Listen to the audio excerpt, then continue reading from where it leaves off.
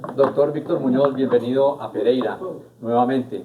Ahorita no estamos en la época de los vetos como tocó en noviembre del año pasado, y hoy sí podemos hablar abiertamente. Ustedes acaban de hacer como Guarumo la encuesta hacia el tiempo. ¿Y qué perspectiva general nos puede hablar de esa encuesta, por favor? Bueno, muchas gracias por la invitación a hablar con ustedes el día de hoy.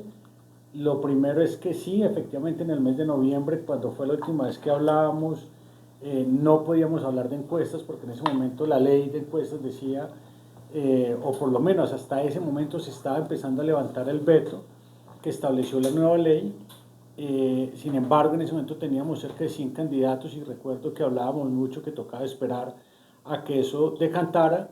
Y efectivamente nosotros hemos hecho este año ya 3 mediciones, una en enero, en febrero, la del mes de marzo post consulta, que le hicimos para el periódico El Tiempo, y sobre esa encuesta varios mensajes. Lo primero, que se observa un crecimiento de Iván Cepeda, que hay que mencionarlo, que él ha llegado a números del 37.5, viniendo un número del 31.7, y esto es importante porque si bien él no estuvo en consulta, pues ese crecimiento también en gran medida uno lo puede asociar a los resultados que tuvo el pacto en Congreso, que sabemos que fueron muy importantes, 25 senadores y alrededor de 40 representantes a la Cámara. Lo segundo, que pese a que no participó en ninguna consulta, Abelardo Lesprilla logró sostenerse en niveles del 20%, que no es un tema menor porque eso muestra que también tiene una base importante en sus votantes. Y lo tercero, que era un poco más esperado y previsible, el crecimiento de Paloma Valencia, ya llegando a niveles del 19.9%, es decir, un empate técnico con Abelardo Lesprilla. Pasamos de tener dos candidatos consolidados en el mes de noviembre, ya hablábamos de Cepeda y de Abelardo, a tener ahora realmente 3 opciones, de las cuales con los números actuales diría uno que Cepeda está en segunda vuelta, y pues en ese momento la discusión es quién pasa, si Abelardo Lesprilla o Paloma Valencia.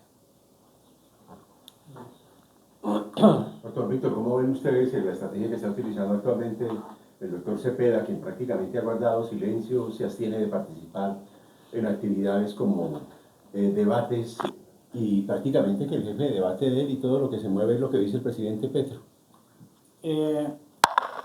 Digamos, me separo un momento de lo que son las encuestas, claro, y lo miro desde el tema de estrategia política. Es hasta donde se ha entendido es que esa es la recomendación de sus estrategas, y es que digamos que siempre se ha dicho que el que va liderando no se expone a debates porque pues tiene que perder más allá de tener que ganar. Pero eso para la democracia sería terrible, es decir, tenemos un candidato mudo que no comparte sus propuestas, o que las propuestas están en una sola vía porque no permite que sobre ellas haya discusión, y más aún que no participa en deliberaciones públicas para que los ciudadanos puedan tomar un voto.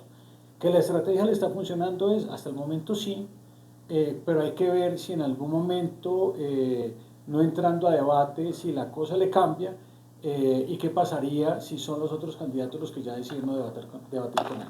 Doctor Víctor, la candidata Claudia López decía hoy que son candidaturas en cuerpo ajeno, es decir, Paloma es Uribe y Cepeda es Petro. ¿Usted qué piensa de ese pronunciamiento? Yo, digamos, y tanto en el candidato Cepeda como en la candidata Paloma Valencia, simplificar uno que sus candidaturas son en cuerpo ajeno, pues primero es una falta de respeto. Creo que tanto Iván Cepeda en su trayectoria en el Congreso de la República, como Paloma Valencia también como senadora, pues han hecho sus debates, puede que uno ideológicamente no le gusten, o sí le gusten, dependiendo pues de la orilla en la que uno se ubique, pero decir uno que ellos no tienen trayectoria o que ellos no han hecho parte de la discusión nacional, pues es desconocer un trabajo por años. Que tienen el apoyo de un partido, que tienen el apoyo, en este caso, de expresidentes o presidentes, pues es que eso hace parte de la dinámica política, porque eso es desconocer que en el pasado los expresidentes también han participado activamente en estos debates. Entonces me parece que eso es una manera de tratar de simplificar la decisión, y un poco el mensaje es quererle decir también a los votantes como que ellos no tienen criterio.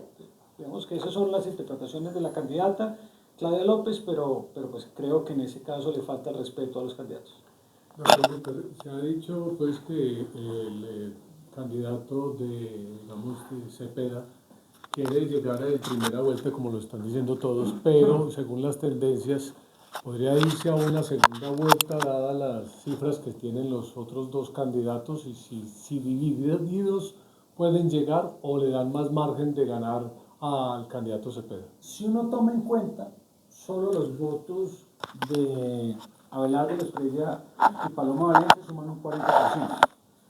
Hay un 11% de hoy están en blanco y hay un aproximadamente 12% que está distribuido entre Sergio Fajardo, Claudia López y otro grupo de los candidatos que se encuentran allí. Para que se pueda ganar en primera significaría, primero que tiene que crecer 13 puntos más, y esos 13 puntos más es básicamente tomándose más de la mitad de los votos que están en blanco y prácticamente la mitad también de los otros votantes que están con los otros candidatos. Yo hoy, con la fotografía de hoy, no veo viable que logre llegar en primera vuelta. De hecho, no veo viable que yo logre llegar a más allá de un 40% en primera vuelta. Pero pues entendemos que eso son estrategias de campaña para tratar de forzar votantes a que tomen una decisión rápida y pues eso es normal. Es decir, muchas veces hemos visto candidatos que no llegan ni siquiera al 10% diciendo que van a ganar en primera vuelta porque pues tratan de movilizar esos votos que pueden estar hoy, en teoría de ellos, desperdigándose en otros candidatos. Se habla de que de pronto el presidente Petro, digamos, le está apoyando, hizo una estrategia para sacar y elevar, inflar a de la Espriella con el hecho de las chuzadas para poder llevar la campaña, que es más fácil ganarle a la Espriella que ganarle a Paloma por parte de Cepeda. Yo digamos que suelo no creer en esas teorías de conspiración porque son demasiado hiladas. Lo primero que yo diría allí es pues, que es sumamente grave lo que puso el presidente en su trino. Primero porque los organismos de inteligencia en Colombia no pueden hacer interceptación de comunicaciones sin orden judicial. Digamos, acá más allá de la misionalidad que tiene la DNI, ellos no podrían haber hecho ni a un candidato a la oposición, que sería gravísimo, ni a unos particulares, como se sugiere, una interceptación de comunicaciones. Y ahí creo que ya el candidato de la Espriella puso denuncias ante la Fiscalía, la Procuraduría, la misma Corte Suprema y la Comisión de Acusaciones, porque esos son hechos que se deben revisar. Y yo creo que lo de fondo es, está la oposición, en este caso hablando de la Espriella y Paloma Valencia, siendo seguidos y siendo interceptados por parte de organismos de inteligencia del gobierno. Eso para mí es de fondo la pregunta de ese trino.